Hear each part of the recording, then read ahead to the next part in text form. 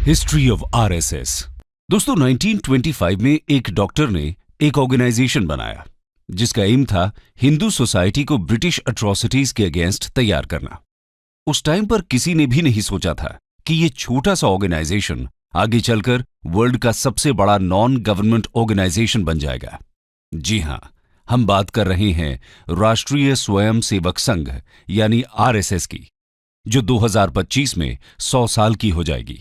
RSS ये एक ऐसा नाम है जिसका जिक्र होते ही राजनीति के गलियारों की धड़कन बढ़ जाती है। ये समाज के भीतर कहीं न कहीं देश के सबसे बड़े परिवार के तौर पर अपनी पहचान करवाता है। लेकिन यहां सवाल ये नहीं है कि आरएसएस का मतलब क्या है। सवाल ये है कि आरएसएस क्या एक सामाजिक संगठन है या फिर राजनीतिक? ये सांस्कृतिक तौर पर काम करता है या फिर राजनीतिक तौर पर, या फिर इसका कुछ और ही काम है? तो चलिए जरा पीछे चलते हैं, कुछ इतिहास के पन्नों को टटोल लेते हैं और जानते हैं आरएसएस का इतिहास क्या है और इसे क्यों बनाया गया। साथ ही ये भी कि आज इसका जिक्र करना इतना इंपॉर्टेंट क्यों है। आइए शुरू करते हैं। हिस्ट्री ऑफ राष्ट्रीय स्वयं सेवक संघ आरएसएस। साल 1907। ये वो दौर था जब बंगाल में आजादी के संघर्ष के लिए क्रांतिकारियों ने अनुशीलन समिति के नाम से एक क्रांतिकारी संगठन खड़ा किया। नागपुर से डॉक्टर की पढ़ाई करने आए केशवराम बलराम हेडगेवार भी इस संगठन का हिस्सा बने और जेल भी गए। दादा भाई नौरोजी ने उस वक्त गर्म सोच के नायक लोकमान्य बाल गंगाधर तिलक को कांग्रेस में आने का न्योता दिया, तो हेडगेवार भी कांग्रेस में उनके साथ ही आ गए। हेडगेवार ने कांग्रेस के साथ काफी समय तक काम किया, लेकिन 1917 में टर्की के खलीफा की गद्दी छिन जाने के विरोध में पूरे हिंदुस्तान में खिलाफत मूवमेंट की शुरुआत हो गई और गांधी जी की अगुवाई में कांग्रेस ने भी इसका समर्थन किया। लेकिन डॉक्टर हेडगेवार को कांग्रेस द्वारा खिलाफत मूवमेंट से जुड़ने वाली बात परेशान कर रही थी। उन्हें ये बात अंदर ही अंदर चुभ रही थी, क्योंकि उन्होंने इसे मुस्लिम तुष्टीकरण की राजनीति माना। हालांकि नाराजगी के बाद भी डॉक्टर हेडगेवार कांग्रेस का हिस्सा बने रहे, बल्कि 1922 में नागपुर कांग्रेस अधिवेशन और 1925 के कोलकाता अधिवेशन में भी डॉक्टर हेडगेवार मौजूद थे। लेकिन इस घटना के बाद डॉक्टर हेडगेवार के दिमाग में कुछ और ही चल रहा था। उन्होंने अब मन बना लिया था कि वे एक ऐसी संस्था को फॉर्म करेंगे जो हिंदुओं के हितों को लेकर चले और आगे बढ़े। उन्होंने इसकी शुरुआत अपने घर से ही की। कहा जाता है कि शुरुआत में डॉक्टर हेडगेवार को सुनने के लिए सिर्फ 12 लोग ही पहुंचे थे, लेकिन 12 से 1200 बनने में वक्त नहीं लगा।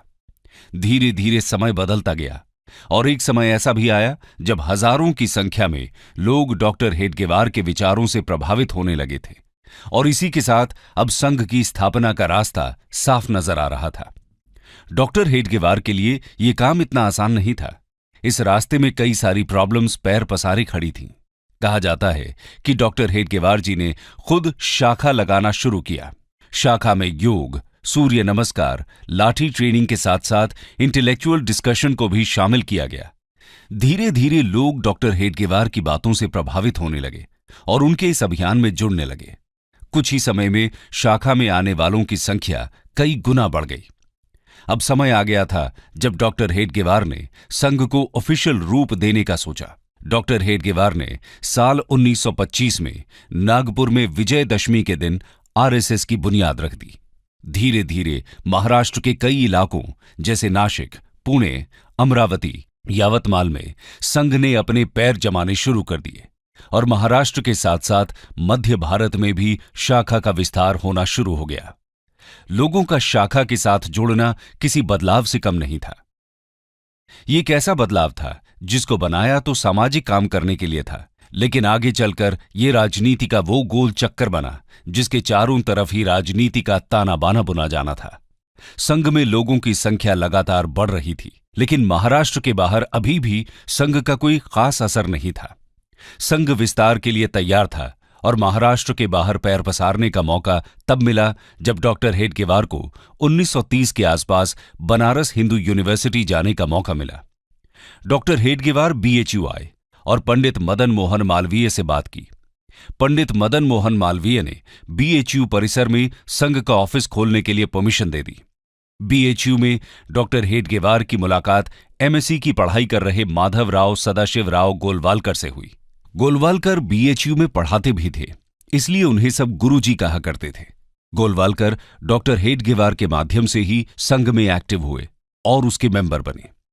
लेकिन 1940 में डॉक्टर हेडगेवार की मृत्यु हो जाती है और सर्वसहमति से आरएसएस की कमान गोलवालकर को सौंप दी जाती है।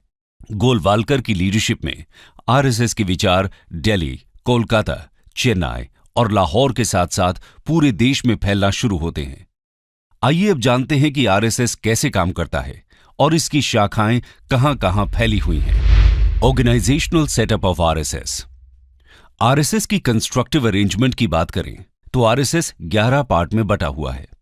हब यानी केंद्र, रीजन यानी क्षेत्र, प्रोविंस यानी प्रांत, डिपार्टमेंट यानी विभाग, डिस्ट्रिक्ट यानी जिला, तालुका, टाउन यानी नगर, ब्लॉक यानी खंड, सर्कल यानी मंडल, ग्राम, ब्रांच यानी शाखा।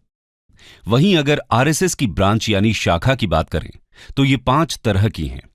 पहला, प्रभात ब्रांच, इसमें मॉर्निंग में सभी की मीटिंग होती है। दूसरा है इवनिंग ब्रांच। तीसरा ब्रांच है नाइट ब्रांच। फिर आता है मिलन, मिलन यानी वीक में 1 या 2 बार होने वाली मीटिंग। और आखिर में आता है संघ मंडली। संघ मंडली मंथ में होने वाली मीटिंग को कहा जाता है। दोस्तों, आपको यह जानकर हैरानी होगी कि संघ में करीब 1 करोड़ से ज्यादा ट्रेन्ड मेंबर्स हैं। संघ परिवार के अंडर 80 से ज्यादा छोटे बड़े संगठन आते हैं। अकेले उत्तर प्रदेश में आरएसएस के 8,000 से ज्यादा ब्रांच हैं। केरला जैसे स्टेट में जहां हिंदू पॉपुलेशन कम है, वहां भी आरएसएस के करीब 5,000 ब्रांच हैं। ये तो बात हुई देश के अंदर की। वहीं दुनिया के 40 से ज्यादा कंट्रीज में आरएसएस की 57,000 ब्रांचेस हैं। इसके साथ ही इन सभी ब्रांचेस में डेली 50 लाख से ज्यादा मेंबर्स आते हैं। देश की हर तहसील और 60,000 गांवों में हर रोज संघ की ब्रांचेस लगती हैं। आप सोच रहे होंगे ये ब्रांचेस क्या हैं? तो बता दें कि ब्रांच या शाखा सुबह शाम होने वाली मीटिंग को कहा जाता है, जो किसी भी खुले ग्राउंड में 1 घंटे की लगती है। इन्हीं ब्रांचेस को आरएसएस की बुनियाद माना जाता है और इसी वजह से इतना बड़ा आरएसएस संगठन चल रहा है। यहां रोज सुबह शाम शाखा का आयोजन होता है, जहां सारे वॉलंटियर्स एक दूसरे से मिलते हैं। इस दौरान सभी प्रेयर करते हैं, योग और गेम्स खेलते हैं। साथ ही ये लोग प्रेयर और कल्चरल एस्पेक्ट्स पर चर्चा भी करते हैं। इसके साथ ही यहां सरसंघ चालक को चुना जाता है और हर सरसंघ चालक अपने नेक्स्ट सरसंघ चालक को अनाउंस करता है। प्रेजेंटली आरएसएस के सरसंघ चालक श्री मोहन भागवत हैं। बता दें कि जो संघ में अपने मन से आता है उन्हें स्वयं सेवक कहा जाता है।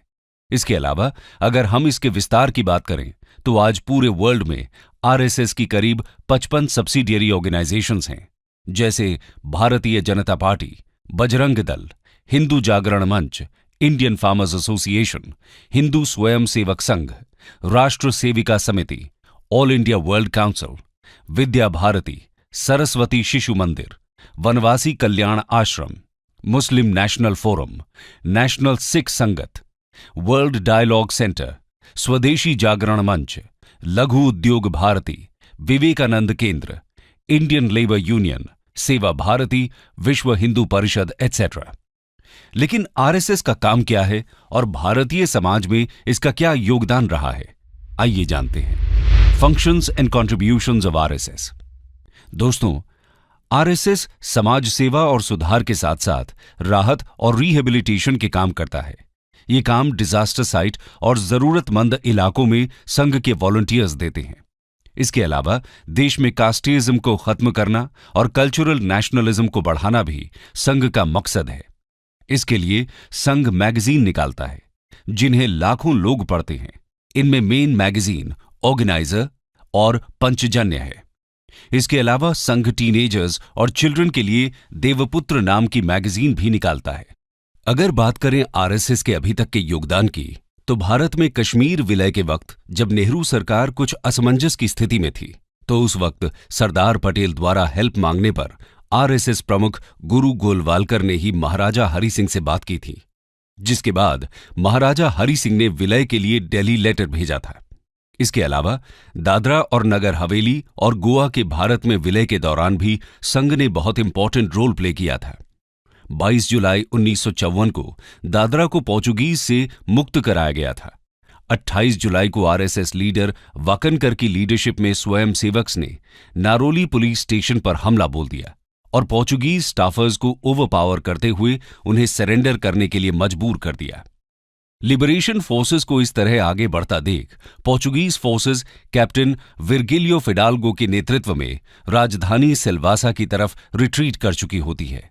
लिबरेशन फोर्सेस फिडाल्गो से सरेंडर करने के लिए कहते हैं और इनके मना करने पर बड़ी संख्या में आरएसएस स्वयंसेवक्स और लिबरेशन फोर्सेस के बाकी मेंबर्स सिल्वासा की तरफ मार्च करते हैं। पोर्चुगीज भाग जाते हैं और स्वयंसेवक 2 अगस्त 1954 की सुबह पोर्चुगीज का फ्लैग उतारकर भारत का तिरंगा यहां फहराते हैं। इस तरह पूरा दादरा नगर हवेली पोर्चुगीज के कब्जे से मुक्त कराकर भारत सरकार को सौंप दिया जाता है। 1962 में जब इंडो चाइना वॉर हुआ, उस वक्त भी संघ ने आगे आकर आर्मी की हेल्प की। आर्मी रूट्स पर नजर रखना, एडमिनिस्ट्रेशन की हेल्प, आर्मी का खाने का इंतजाम करना और साथ ही साथ आर्मी फैमिलीज की हेल्प करने जैसे काम आरएसएस द्वारा किए गए। उनके इस काम को पूरे देश के लोगों ने अप्रिशिएट किया। आरएसएस के इस काम को देखते हुए पीएम नेहरू ने 1963 के रिपब्लिक डे परेड फंक्शन में स्पेशली आरएसएस को इनवाइट किया। 2 दिन के नोटिस पर 3000 स्वयं सेवक ने अपनी यूनिफॉर्म में राजपथ पर मार्च पास्ट किया। इतना ही नहीं, 1965 में इंडो पाक वॉर के दौरान भी तत्कालीन पीएम लाल बहादुर शास्त्री ने संघ को याद किया था। उस वक्त घायल जवानों को सबसे ज्यादा ब्लड संघ के ही स्वयं सेवकों ने दिया था। साथ ही कश्मीर में एयर स्ट्रिप्स से स्नो हटाने का काम भी संघ के स्वयं सेवकों ने ही किया था। इसके अलावा 1971 में ओडिशा में आए भयानक साइक्लोन से लेकर भोपाल गैस ट्रेजेडी तक, 1984 में सिख दंगों से लेकर Gujarat earthquake, tsunami catastrophe, Uttarakhand floods और कारगिल वॉर में घायल लोगों के रेस्क्यू ऑपरेशंस तक संघ ने आगे आकर अपनी सेवाएं दी। हमेशा संघ ने आगे फोर फ्रंट में खड़े हो लोगों की सेवा की है और सिर्फ इंडिया ही नहीं, इवन नेपाल, श्रीलंका और सुमात्रा में भी संघ ने अपनी सेवाएं दी हैं। आरएसएस द्वारा इतना सब करने के बावजूद वो हमेशा कंट्रोवर्सी में फंसती रहती है। उस पर हमेशा से राजनीति में हस्तक्षेप करने के इल्जाम लगते रहे हैं और इसे सरकार द्वारा बैन करने की मांग उठती रही है। आइए जानते हैं इसे कब कब बैन किया गया है। When was RSS banned? दोस्तों, समय समय पर आरएसएस आलोचना और विवादों में घिरता रहा है। पहली बार जब 1948 में नाथुराम गोडसे ने महात्मा गांधी की हत्या कर दी तो पंडित नेहरू ने इसके लिए आरएसएस को जिम्मेदार ठहराया और इसे बैन कर दिया गया। दूसरी बार 1975 में इंदिरा गांधी ने जब देश में नेशनल इमरजेंसी लगाई थी, उस वक्त भी आरएसएस पर बैन लगा दिया गया था। तीसरी बार 1992 में जब बाबरी मस्जिद को गिरा दिया गया, उस वक्त आरएसएस को बैन किया गया। हम कह सकते हैं कि एक सामाजिक संगठन होने के बावजूद आरएसएस का हमेशा से इंडियन पॉलिटिक्स से गहरा नाता रहा है। आइए आरएसएस और इंडियन पॉलिटिक्स के इस कनेक्शन को समझने की कोशिश करते हैं। RSS and politics. आजादी से पहले और आजादी के बाद भी आरएसएस पॉलिटिक्स से न चाहते हुए भी जुड़ा रहा है। 1975 में इमरजेंसी के वक्त आरएसएस का नाम बड़े लेवल पर पॉलिटिक्स में दिखा। इसके अलावा यह भी बहुत कम लोग जानते हैं कि राजीव गांधी को भी एक वक्त पर आरएसएस के आगे झुकना पड़ा था। दरअसल ये बात 1989 की है, जब राम जन्मभूमि को लेकर छिड़े विवाद में राजीव गांधी को अपनी सत्ता जाती दिखाई देने लगी थी।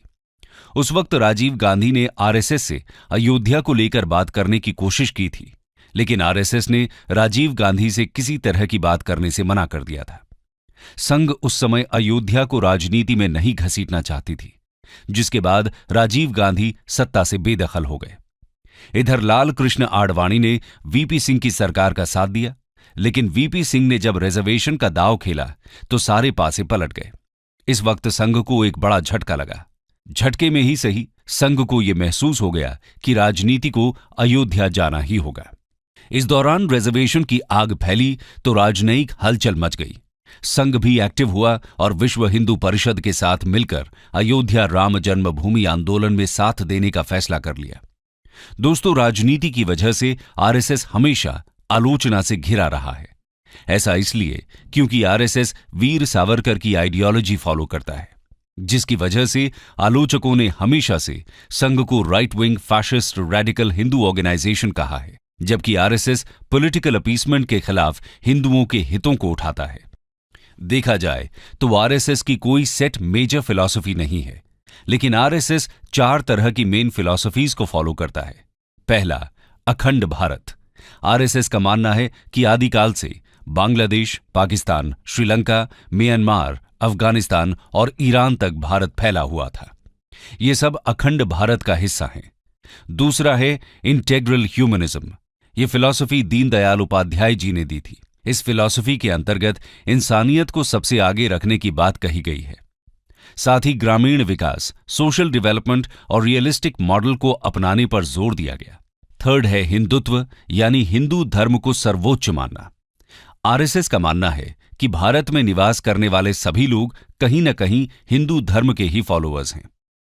संघ तिरंगे की जगह भगवा ध्वज को अपने कार्यक्रम में यूज करता है। इसी वजह से उसके ऑफिस पर तिरंगा नहीं फहराया जाता।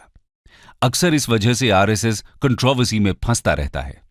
आरएसएस सबसे ऊपर भगवा ध्वज को मानता है। आरएसएस समय समय पर राजनीति में भी एक्टिविटी दिखाता रहता है। बीजेपी में कई बड़े लीडर्स संघ से ही निकले हैं। अब चाहे वो लेट श्री अटल बिहारी वाजपेयी हों, लाल कृष्ण आडवाणी हों, हमारे होम मिनिस्टर अमित शाह हों या फिर देश के पीएम नरेंद्र मोदी। इसीलिए इनके कार्यों में संघ की आइडियोलॉजी की छाप देखना कोई हैरानी की बात नहीं कही जा सकती। कंक्लूजन। तो दोस्तों, एक कमरे से स्टार्ट हुआ ये संघ आज पूरे भारत में ही नहीं बल्कि पूरी दुनिया में फैला हुआ है। आज आरएसएस 97 इयर्स का हो चुका है। दुनिया में शायद ही किसी संगठन की इतनी आलोचना हुई होगी जितनी आरएसएस की हुई है, लेकिन इसके बावजूद आरएसएस आज भी अपने विचारों को लेकर डिटरमिन्ड है और अपने मोटो को लेकर आगे बढ़ रहा है। आज आरएसएस की पॉपुलैरिटी इतनी ज्यादा है कि आप भारत के किसी भी कोने में हो, आपको इसके होने का एहसास हो ही जाएगा।